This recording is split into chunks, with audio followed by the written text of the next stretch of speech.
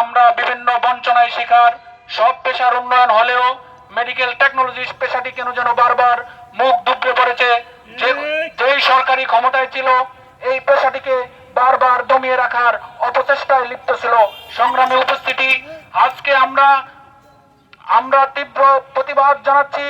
আমাদের এই পেশাকে যদি জনগণের স্বার্থে, জনসাধারণের চিকিৎসার স্বার্থে যদি বাংলাদেশ হেলথ সেক্টরকে উন্নয়ন করতে হয়, মেডিকেল টেকনোলজি পেশাকে ব্যতি রেখে তা কখনোই সম্ভব নয়।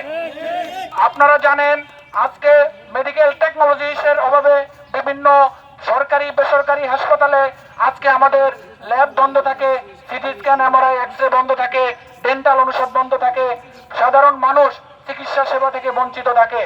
আমরা সেই লক্ষ্যে বাংলাদেশে বর্তমান বৈষম্য বিরোধী যেই গণ অভ্যুত্থান চলছে, সেই সরকারের কাছে উদাত্ত আহ্বান জানাবো, বিগত সময়কে আমরা মনে রাখতে চাই না।